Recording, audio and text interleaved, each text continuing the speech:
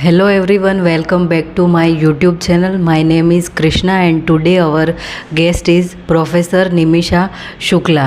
તો આ નિમિષા બેન જે છે એ વિદ્યાપીઠમાં અત્યારે એઝ અ પ્રોફેસર તરીકે ઇકોનોમિક્સ ભણાવે છે અને આજે આપણે એમનું ઇન્ટરવ્યૂ લેવાના છીએ. તો આપણે નિમિષા બેનના જીવન વિશે જાણીશું અને પછી એમના જીવનમાં કેટલા એમને સંઘર્ષો, એમની વાતચીત અને એમના જે જીવનના અનુભવો છે એના ઉપરથી આપણને કંઈ જે પણ શીખવા મળે એના વિશે આપણે વાત કરીશું. તો આમ જોવા જઈએ તો નિમિષા શુક્લ મેમ જે છે એમને હું ઘણા ટાઈમથી અહીંયા વિદ્યાપીઠમાં જોઉં છું. તો like today I am very happy because I have a fan moment. So I feel bit nervous but yeah it's okay. So yeah, તો મેમને મારે પહેલો સવાલ એમ પૂછવાનો છે કે તમારી જે સ્ટુડન્ટથી પ્રોફેસર સુધીની જર્ની જે છે એ કેવી રહી અને તમને કેવા સંઘર્ષો છે એનો સામનો કરવો પડ્યો અને તમારા લાઈફમાં આમ જે પહેલાં આપણે વિદ્યાર્થી હોઈએ અને પછી પ્રોફેસર બનીએ તો એની વચ્ચે આપણે ઘણા બધા એવા અનુભવો થાય છે. તો તમારા અનુભવથી અમને પણ શીખવા મળશે, તો તમે તમારો જે અનુભવ છે એ જણાવો. ખૂબ ખૂબ આભાર કૃષ્ણ. સૌને નમસ્તે. અને એ કહે છે એમ કોઈ જ નર્વસ થવાની કોઈ જરૂર નથી, કારણ કે હું એવી વ્યક્તિ નથી કે જેના કારણે તમે નર્વસ થાઓ. પણ તે છતાં વાત શરૂઆત કરું શરૂઆતથી જ. એણે એમ કહ્યું, કૃષ્ણ એમ કહે છે કે તમે વિદ્યાર્થીથી પ્રોફેસર તરીકેની તમારી યાત્રા છે. હું હજુ મારી જાતને એક વિદ્યાર્થી જ ગણું છું. વિદ્યાર્થી જેને કહીએ કે સામાન્ય, જેને આપણે કન્વેન્શનલ રીતે ગણીએ તો એ લગભગ 30-35 વર્ષથી છૂટ્યું, પણ હજુ ભણવાનું તો ચાલે જ છે. કારણ કે જીવનના દરેક તબક્કે આપણે ભણતા જોઈએ છે. અને ગાંધીની વાત કરીએ તો ગાંધીએ તો એમની જિંદગીના છેલ્લા દિવસ સુધી બંગાળી ભાષા શીખી, એટલે એના જ પગલે ચાલવાનો જે થોડો ઘણો પ્રયત્ન છે એમાં જાતને વિદ્યાર્થી જ ગણું છું. શરૂઆતમાં એક મધ્યમ આવક કુટુંબમાંથી આવનાર વ્યક્તિ, મમ્મી કરાચીથી નિરાશ્રિત તરીકે અહીંયા આવીને કામ શરૂ કર્યું. પિતાજી મુંબઈથી આવ્યા, ફિલ્મ ઇન્ડસ્ટ્રી અને નાટકમાં દુર્ગેશ શુક્લનું નામ તે સમયે ઘણું બધું જાણીતું. બે જણ મળ્યા, રજિસ્ટર્ડ મેરેજ કર્યા એ સમયે 1953માં, અને નક્કી કર્યું કે મમ્મી કામ કરશે, એનું કામ ચાલુ રાખશે અને પપ્પા ઘરે રહી અને જે કંઈ કુટુંબ વ્યવસ્થા હશે એને સંભાળશે. ધીમે ધીમે અમે પ્રવેશતા ગયા એમના સંસાર જીવનમાં. અને 5 ભાઈ બહેન. તબક્કો શરૂઆતનો ઘણો સારો, પણ મમ્મીના સડન જવા પછી લગભગ હું ત્યારે 13 વર્ષની હઈશ, પછી કુટુંબ માટે થોડોક અઘરો તબક્કો શરૂ થયો, કારણ કે આવકના સાધનો બહુ જ મર્યાદિત હતા. પણ પપ્પાજીએ અમને બહુ જ સરસ રીતે ઉછેર્યા. એટલે આમ જોઉં તો જિંદગીમાં જે કહીએ કે મારા માટે જે આદર્શ વ્યક્તિઓ છે એમાં કદાચ હું એમ મારી મમ્મી નથી એમ કહીને હું એનો અન્યાય નહીં કરું, પણ મારા પપ્પાજી એ મોખરે છે. એમણે મને શીખવ્યું. અમે ભણતા મોટા થતા ગયા સાથે 5 ભાઈ બહેનો. કોલેજમાં જવાનું હતું એ પહેલાં સ્કૂલમાં મોટી બહેનના ગ્રેઝ એનેટોમીના મોટા મોટા પુસ્તકો જોઈને લાગ્યું કે સાયન્સ તો મારી ક્ષમતા બહાર છે, એટલે 11મા ધોરણ પછી છોડી દીધું. 12મા ધોરણમાં કોમર્સ લીધું. કોમર્સમાં પણ બહુ મજા ન આવી અને પછી કોલેજમાં જવાનું થયું ત્યારે મારો ભાઈ તુષાર શુક્લ, એમણે ભાષાની સાથે BA અને MA કર્યું હતું. એટલે મને પણ ઈચ્છા થઈ કે હું પણ આ જ કરું, પણ ફાધરે તે સમયે કહ્યું કે ભાઈ ભાષા નહીં મળે. મેં કહું ભાષા ન મળે તો પછી ઇકોનોમિક્સ અને સ્ટેટિસ્ટિક્સ ખોટા નથી. એમાં અભ્યાસ કર્યો, 2 ગોલ્ડ મેડલ પણ લીધા, MPhil પણ કર્યું અને પછી LD આર્ટ્સ કોલેજમાં મારા કારકિર્દીની શરૂઆત કરી. 2.5 વર્ષ એક બહેનની જગ્યાએ લીવ વેકન્સીમાં કામ કર્યું અને 91થી વિદ્યાપીઠમાં જોડાય. ત્યાર પછી જિંદગીનો બહુ મોટો અને અગત્યનો તબક્કો શરૂ થયો છે. અને આ જે વર્ષો છે એમાં હું કહું કે વિદ્યાર્થીઓએ મને ઘણું શીખવ્યું, હું વિદ્યાર્થીઓ પાસેથી શીખી એના કરતાં. અને એ જ રીતે કામ કરતાં કરતાં મેં ઇકોનોમિક્સમાં, એન્વાયરમેન્ટલ ઇકોનોમિક્સ અને નેચરલ રિસોર્સ ઇકોનોમિક્સમાં કામ કર્યું. કદાચ મારા પીએચડીનું જે કામ હતું એ ગુજરાતી ભાષામાં પહેલું કામ હતું જ્યારે મેં સામુદાયિક જમીન સંસાધનના સંદર્ભમાં વાત કરી. એ રીતે મારે એ પણ કહેવું પડે કે વિદ્યાપીઠનો અર્થશાસ્ત્ર વિભાગ છે એ પર્યાવરણીય અર્થશાસ્ત્ર વિષય MA કક્ષાએ શીખવનારો ગુજરાતનો પહેલો વિભાગ હતો. એટલે એમાં અમે બહુ મહેનત કરી અને પ્રોફેસર અનિલ ગુપ્તા IIMમાંથી, પ્રોફેસર સુદર્શન આયંગાર જે વખતે સમયે GIDR ગુજરાત ઇન્સ્ટિટ્યૂટ ડેવલપમેન્ટ રિસર્ચમાં હતા, એ લોકોએ અમને મદદ કરી અને અમે આ એન્વાયરમેન્ટલ ઇકોનોમિક્સ વિષય જોડ્યો. એ જ રીતે ગાંધીયન ઇકોનોમિક થોટ વિષયને પણ ફરીથી અમારા સિલેબસમાં, અભ્યાસક્રમમાં અમે ફરીથી એનો સમાવેશ કર્યો. અને આ બધું કામ કરતાં કરતાં ક્યાં 30 વર્ષ વીતી ગયા, 3 દાયકા જ વીતી ગયા, કશી ખબર નથી રહી.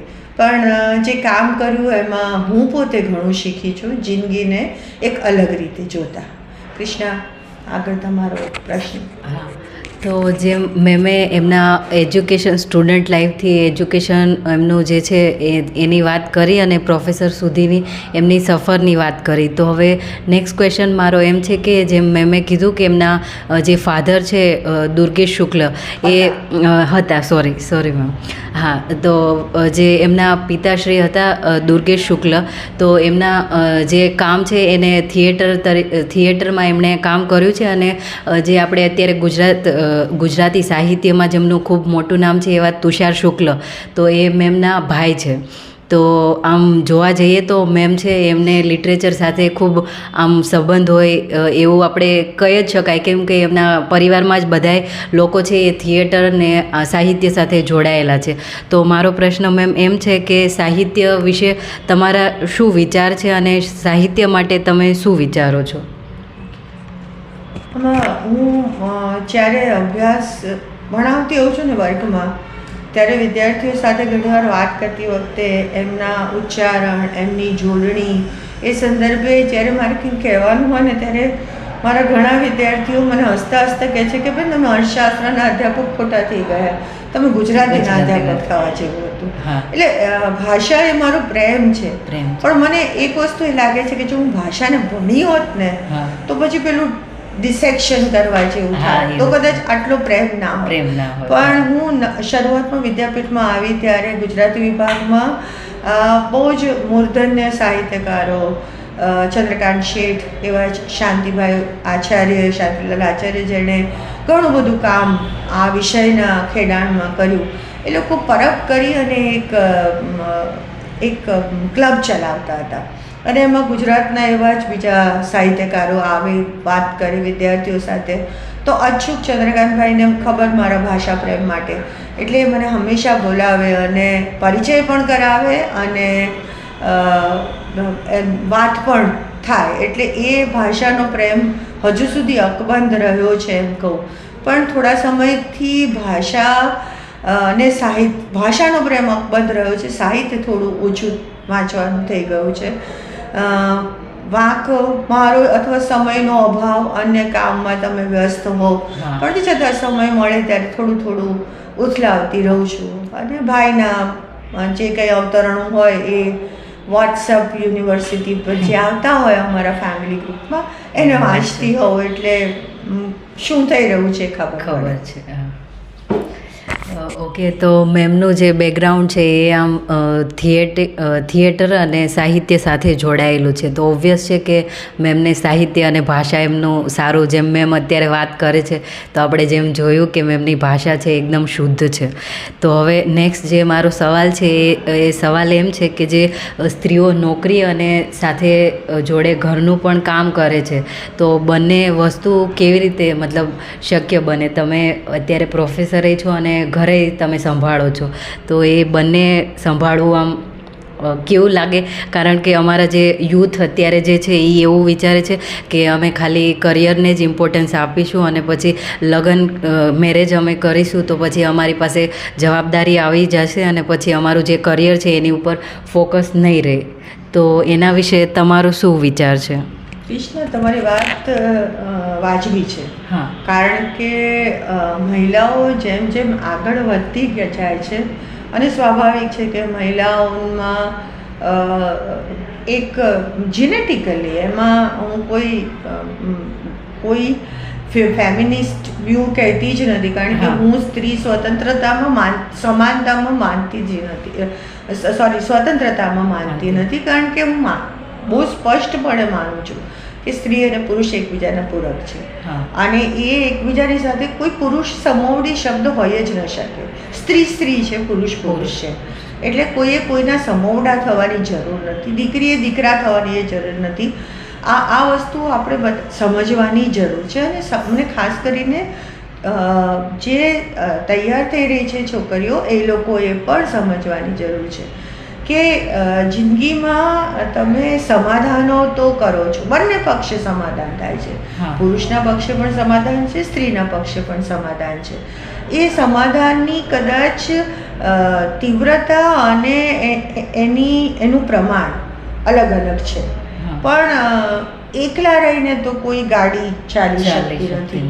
અને હવેનો સમય તો એ છે કે લગ્ન સંસ્થાને પણ હવે બહુ લાંબો સમય એવું લાગે છે, કદાચ મારું વિધાન તમને આત્યંતિક લાગે, પણ લગ્ન સંસ્થા પણ કેટલો સમય ચાલશે એના વિશે પણ બહુ આપણે અનુમાન કરી શકીએ એમ નથી. કારણ કે હવે યુવાઓ અને યુવતીઓ, ખાસ કરીને યુવતીઓ વધારે વોકલ બની છે, વધારે બોલકી બની છે, પોતાની વાત રજૂ વધારે સારી રીતે કરી શકે છે.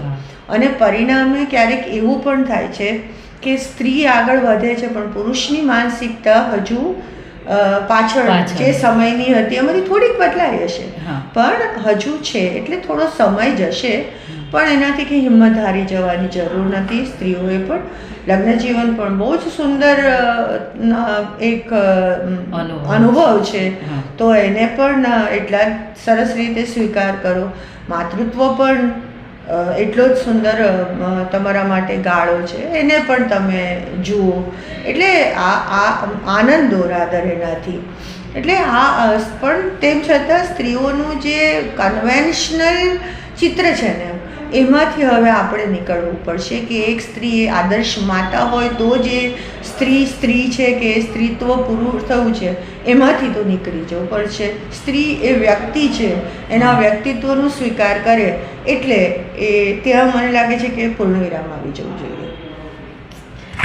બરાબર. તો મેં આપણને જેમ કીધું કે જે સ્ત્રી છે એને પુરુષની સમોવડી બનવાની કંઈ જરૂર નથી. આપણે સ્ત્રી છીએ તો સ્ત્રી છીએ અને પુરુષ છે તો પુરુષ એની જગ્યાએ છીએ. એટલે આપણે કોઈની સામે આપણે કંઈ લડાઈ કરવા જવાની જરૂર નથી કે તમે કેમ મારા વિશે આવું કહી દીધું અને તમે કેવી રીતે આવું સ્ત્રી વિશે બોલી શકો. તો હવે એ અમુક જે માનસિકતા છે એને ક્યારે આપણે બદલી નથી શકતા, પણ આપણે એમની સાથે લડવાની પણ કંઈ જરૂર છે નહીં. અને બીજો હવે લાસ્ટ મારો ક્વેશ્ચન એમ છે નિમિષાબેન કે તમે અહીંયા વિદ્યાપીઠમાં 30 વર્ષ જેટલા ટાઈમથી અહીંયા છો, તો તમારો એવો આમ ખાસ અનુભવ જે છોકરાઓ સાથે વિદ્યાર્થીઓ સાથે હોય એવો કોઈ એવો ખાસ અનુભવ? મને મારી દીકરીએ કીધું કે બેન આમ મારી ગણના કડક શિક્ષકમાં થાય છે અને હું માનું છું કે શિક્ષકે કડક હોવું જોઈએ, કારણ કે પપ્પાજીનું સુંદર નાટક હતું શિષ્ય દેવો ભવ. ગુરુ દેવો ભવ તો આપણું બધા ગાતા હોઈએ, પણ શિષ્ય દેવો ભવ કરીને પપ્પાજી એક નાટક લખ્યું હતું. સંદર્ભમાં મારી એક દીકરીએ મને કહ્યું કે નિમિષાબેનથી ડર તો લાગે પણ બેનની એક આંખ લાલ હોય ને તો બીજી આંખમાં વાલ છે. આ જે શબ્દો છે ને એના મને એટલા બધા સ્પર્શી ગયા છે કે શિક્ષક એ જ હોય કે વિદ્યાર્થીને પૂરેપૂરો ભરોસો હોય કે એને જરૂર હશે તો અડધી રાત્રે એનો શિક્ષક એની સાથે છે, અને જો એણે ખોટું કર્યું હશે તો એને ના કહેતા અથવા એને વઢતા અચકાશે નહીં. એટલે મને મારા વિદ્યાર્થીઓ પાસેથી આ શીખ્યું છે. ને બીજું અમે જે પદયાત્રાઓ કરી, શિબિરો કરી, આ બધું જે કર્યું એમાં વિદ્યાર્થીઓ પાસેથી જે મેળવીને હું જે આમ કહું ને કે મારી જાતને સમૃદ્ધ બનાવ્યું છે, એવું મને લાગે છે કે વર્ગમાં મેં એમને એટલું બધું પાછું નથી આપ્યું, એ લોકોએ મને વધારે પાછું આપ્યું છે. ને એક મને બરોબર યાદ છે, અમે લોકો દાંડીમાં રહી અને કાપતા હતા ઘાસ, અને હું મારી રીતે કાપતી હતી. મારી એક વિદ્યાર્થીને થોડી વાર જોયું, પછી મને કહ્યું કે બહેન રહેવા તો, તમે નહીં કાપો. મેં કહ્યું ના, હું કાપું છું, શ્રમ માનું છું, એટલે મને કાપવા દો. મને કંઈક બેન તમે કાપો છો, પણ તમે છે ને મારી મહેનત વધારે છે, કારણ કે તમને નથી આવડતું આ વસ્તુ. મને બરોબર, અને મને મારી યોગ્યતા ખબર પડી ગઈ કે હું ક્યાં છે.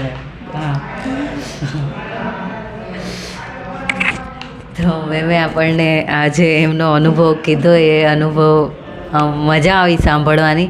અને મેમ સાથે મારે આ ઇન્ટરવ્યૂ લેવાનો મોટિવ એ જ હતો કે હું અહીંયા જ્યારથી વિદ્યાપીઠમાં આવી છું ત્યારથી બધા લોકો પાસેથી મેં સાંભળ્યું છે કે નિમિષાબેન છે એ આમ એકદમ એટલા એવા પર્સનાલિટી છે જેને આમ કોઈનાથી ડર નથી લાગતો, અને જ્યારે આપણે સાચા હોઈએ છીએ ત્યારે આપણને કોઈનાથી ડર નહીં લાગવો એ સ્વાભાવિક છે.